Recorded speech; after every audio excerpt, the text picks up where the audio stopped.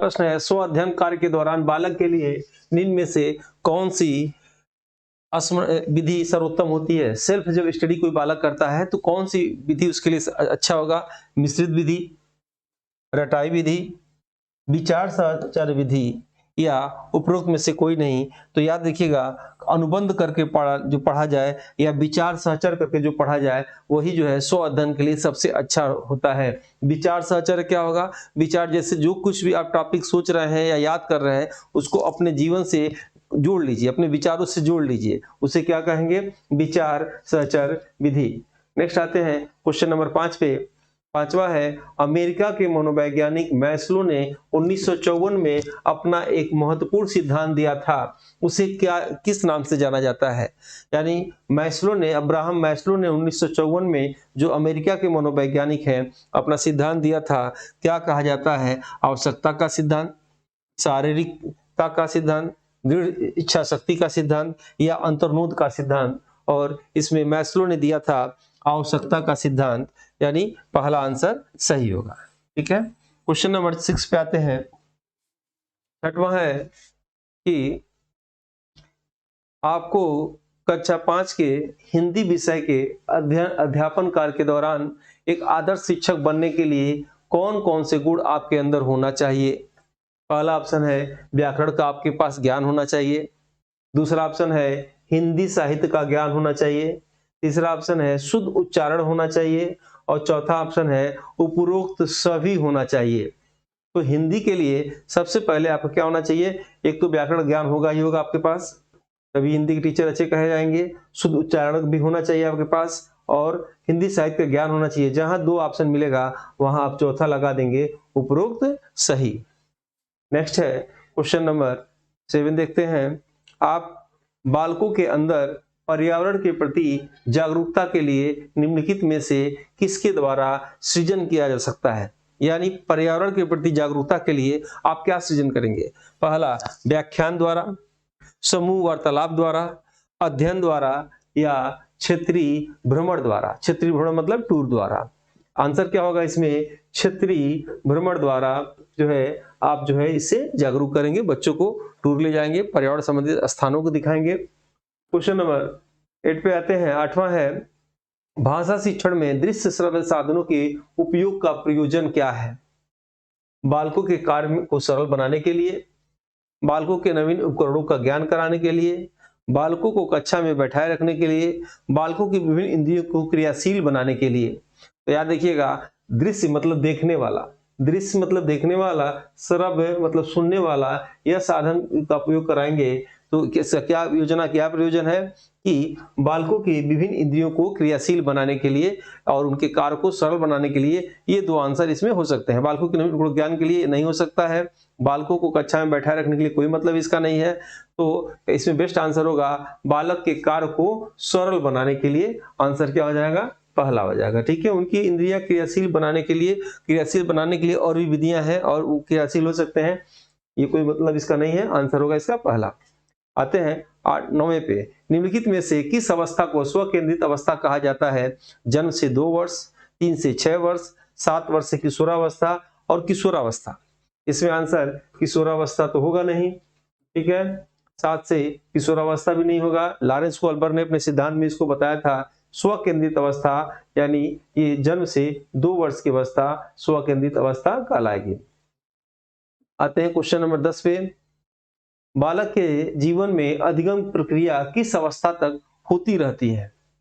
कई मनोवैज्ञानिकों ने इस तथ्य को समझाया है कि बालक का अधिगम उसके जीवन में कब तक होता रहेगा?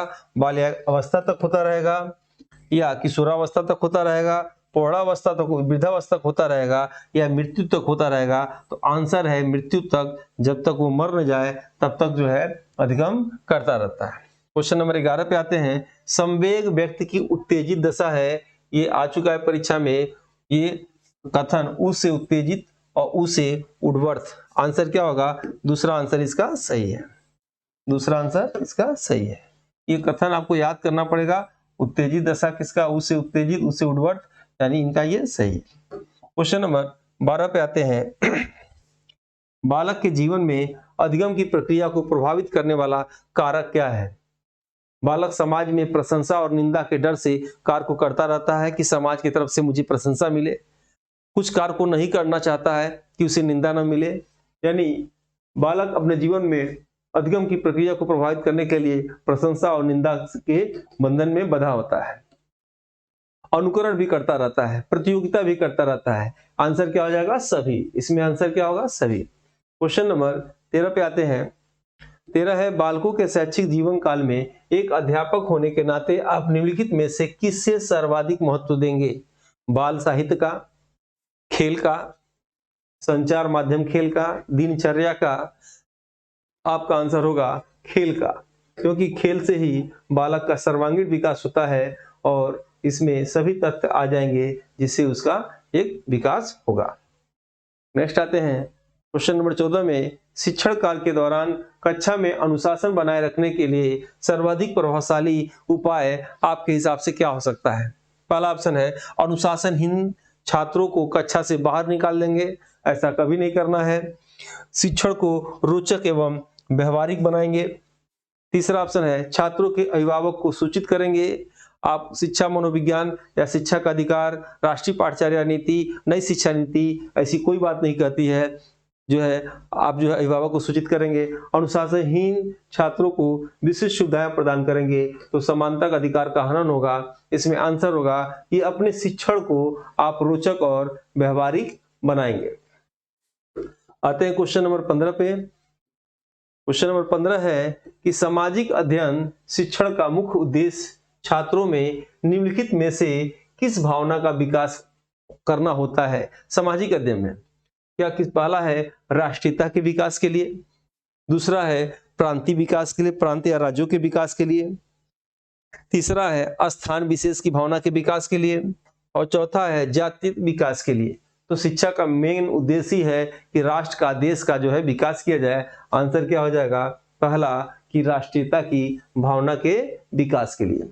क्वेश्चन नंबर 16 पे आते हैं। बालकों में भाषा प्रयोग की दक्षता विकसित करने के लिए निम्नलिखित में से क्या सबसे महत्वपूर्ण है? दक्षता विकसित करने के लिए क्या सबसे महत्वपूर्ण है? पहला, उन्हें सुनने और बोलने की पूरी आजादी दी जाए।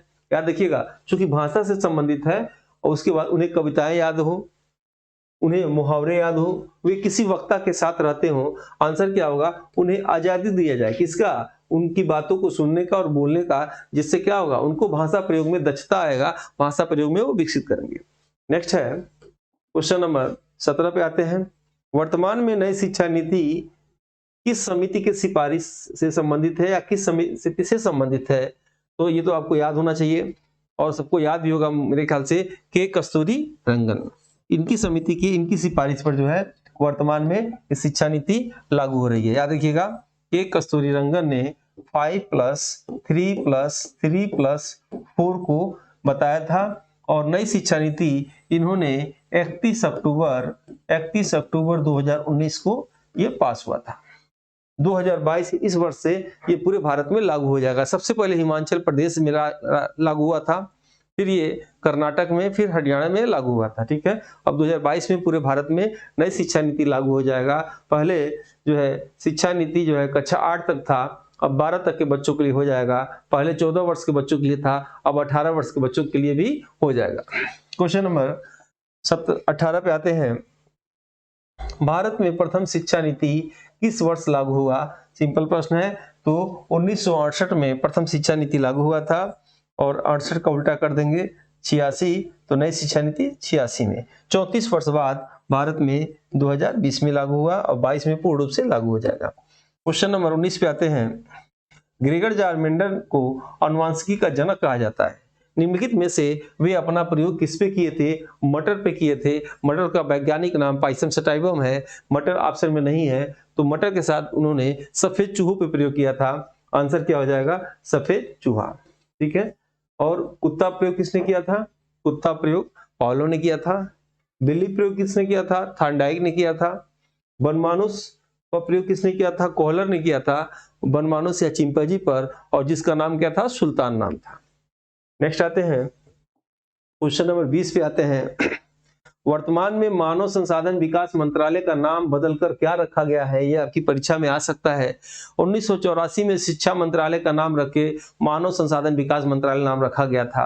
अब वर्तमान में जब मानव संसाधन विकास मंत्रालय के मंत्री रमेश पोखरियाल थे तो इनका नाम बदल के रख लिया गया शिक्षा मंत्रालय। ठीक है, आंसर क्या होगा, शिक्षा मंत्रालय। और वर्तमान में भारत के शिक्षा मंत्री कौन है, तो धर्मेंद्र प्रधान है।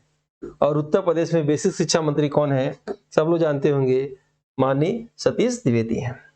21वां, यदि कोई बालक किसी कार्य को करने के लिए प्रयास करता है और उसे वह भूल जाता है तो यह कार्य निम्नलिखित में से किस मनोवैज्ञानिक से संबंधित है। कोई कार्य करता है भूल जाता है यानी अभ्यास नहीं करता है, तो अभ्यास का सिद्धांत किससे संबंधित है, आप सबको मालूम होना चाहिए, थार्नडाइक से संबंधित है। ठीक है, मैकडूगल ने 14 प्रकार की मूल प्रवृत्तियों को दिया था, उन्हीं मूल प्रवृत्तियों को उन्होंने संवेग कहा। उसके बाद कोहलर ने सूझ या अंतर्दृष्टि का सिद्धांत दिया था। पॉलो ने वह प्राचीन क्रिया प्रसूत सिद्धांत दिया था। क्वेश्चन नंबर 22 पे आते हैं। 22 है, बालक एक ऐसी पुस्तक है जिसका शिक्षक को आदुपांत अध्ययन करना चाहिए, यह कथन किससे संबंधित है, तो आदुपांत अध्ययन करना चाहिए यानी यह प्रकृति से संबंधित है, प्रकृतिवाद से संबंधित है। और प्रकृतिवाद के जनक कौन है, रूसो है। आंसर क्या होगा इसका, रूसो होंगे। ठीक है, प्लूटो किसके जनक है, आदर्शवाद के। ठीक है, राजनीति शास्त्र के जनक अरस्तु, सिकंदर गुरु अरस्तु, जीव विज्ञान के जनक अरस्तु, जंतु विज्ञान के जनक अरस्तु, मनुष्य एक सामाजिक प्राणी है, किसने कहा, अरस्तु, स्वस्थ शरीर में स्वस्थ मस्तिष्क निवास करता है, किसने कहा, अरस्तु। ठीक है, क्वेश्चन नंबर आते हैं 23 पर। क्वेश्चन नंबर 23 है, मनोविज्ञान के अनुसार शिक्षा के क्षेत्र में मुख्य साधन किसका है, तो मनोविज्ञान या नई शिक्षा नीति, राष्ट्रीय पाठ्यचर्या कार्यक्रम या सब में बताया गया है कि शिक्षा बाल केंद्रित होना चाहिए। आंसर क्या होगा, किसका स्थान है, बालक का स्थान है। ये सिंपल प्रश्न है, सबको आ रहा होगा। क्वेश्चन नंबर 24 पे आते हैं। रोहन की बुद्धि लब्धि 145 है, उसे आप बुद्धि लब्धि के किस श्रेणी में रखेंगे, तो 140, 45, 130 से ऊपर जो होगा वो प्रतिभाशाली होगा, अतिश्रेष्ठ बुद्धि होगा यानी मूर्ख होगा नहीं, मंद बुद्धि होगा नहीं, सामान्य बुद्धि होगा नहीं, वो क्या होगा, प्रतिभाशाली होगा। आंसर क्या होगा, चौथा होगा। ठीक है, क्वेश्चन नंबर 25 पे आते हैं। शिक्षा मनोविज्ञान के क्षेत्र में व्यक्ति भिन्नता का क्या अर्थ है, व्यक्ति भिन्नता मतलब क्या होगा, पहला ऑप्शन है दो व्यक्तियों में शारीरिक भिन्नता, सही है, हो सकता है दो व्यक्ति शारीरिक मानसिक योग्यता और संवेगात्मक दशा में समान और एक जैसे नहीं होंगे। तीसरा है कोई दो व्यक्ति शारीरिक और मानसिक योग्यता में समान और एक जैसे होंगे, उपयुक्त में से कोई नहीं, तो व्यक्ति भिन्नता मतलब दूसरा आंसर होगा, यानी एक दूसरे में अंतर, किसी भी प्रकार का जब अंतर पाया जाएगा वो व्यक्ति भिन्नता का लक्षण होगा। आंसर क्या होगा, दूसरा। क्वेश्चन नंबर 26 पे आते हैं। इस क्वेश्चन हल कराएंगे आपको। मैकडूगल के अनुसार संवेग की उत्पत्ति किसकी हुई थी, अभी हमने बताया था मूल प्रवृत्ति से संवेग की उत्पत्ति हुई थी, मैकडूगल के अनुसार यह आंसर सही है। क्वेश्चन नंबर 27 पे आते हैं। 27 क्या कहता है कि नार्सिज्म निम्नलिखित में से आप किससे कहेंगे, नार्सिज्म क्या होगा, अपने आप से प्रेम करना नार्सिज्म कहलाता है, अपने आप से प्रेम करना नार्सिज्म, यानी ऑप्शन क्या हो जाएगा, दूसरा आंसर इसका सही है। क्वेश्चन नंबर 3 पे आते हैं, क्वेश्चन नंबर 28 पे आते हैं। प्राथमिक स्तर पर शिक्षण की खेल विधि निम्नलिखित में से किस पर आधारित होनी चाहिए, खेल विधि प्राथमिक स्तर पर किस पर आधारित होगा, पहला है विकास के मनोवैज्ञानिक सिद्धांत पर, शिक्षण के समाजशास्त्री सिद्धांत पर, शारीरिक शिक्षा कार्यक्रम सिद्धांत पर और शिक्षण विधि के सिद्धांत पर। आंसर क्या होगा इसमें, विकास के मनोवैज्ञानिक सिद्धांत पर ये होना चाहिए। क्वेश्चन नंबर 29, प्रकृतिवाद के जनक कौन है, ये तो आपको याद होगा, आपने ट्रेनिंग के दौरान ही इसे सीखा होगा। प्रकृतिवाद के जनक कौन है, रूसो हैं प्रकृतिवाद के जनक। आदर्शवाद के जनक कौन है, प्लूटो है। जॉन डीवी प्रयोजनवाद के जनक है, प्रयोजनवाद के जनक है। और अल्बर्ट स्पेंसर ये यथार्थवाद के जनक है। आप लोग मेहनत करिए, वैकेंसी नहीं आ रही है, टेट की परीक्षा के बाद नई वैकेंसी आएगी, और एक बार जम के मेहनत करके एक अपनी अच्छी सी नौकरी पाइए, नहीं तो हम लोग की तरफ पढ़ाते रहिएगा। प्रकृतिवाद के जनक कौन है, प्रकृतिवाद के जनक रूसो हैं। आखिरी प्रश्न आते हैं हम लोग, आखिरी प्रश्न देखिएगा। प्रतिदिन मूल्यांकन प्रक्रिया में भाग लेने वाले छात्र छात्राओं से संबंधित कौन सा कथन सत्य है, प्रतिदिन मूल्यांकन प्रक्रिया में भाग लेने वाले छात्र छात्राओं से संबंधित कौन सा कथन सत्य है? पहला ऑप्शन देखिएगा, ये आखिरी प्रश्न है, विद्यार्थियों ने कितना नहीं सीखा है ये जानने के लिए। शिक्षार्थी की प्रकृति निरंतर नौ बनाए रखने के लिए हो ही नहीं सकता।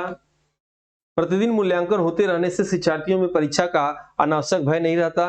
परीक्षा प्रणाली को महत्व देने के लिए, तो प्रतिदिन मूल्यांकन लेने से क्या होगा कि वो प्रतिदिन यदि टेस्ट लेंगे, मूल्यांकन लेंगे, तो शिक्षार्थियों में परीक्षा का अनावश्यक भय नहीं रहेगा। आंसर 3। वीडियो अच्छा लगे या ऐसे ही क्वेश्चन को और आपको मैं हल कराऊं तो लाइक, सब्सक्राइब, शेयर जरूर करिए। मिलते हैं नेक्स्ट वीडियो में। जय हिंद, जय भारत।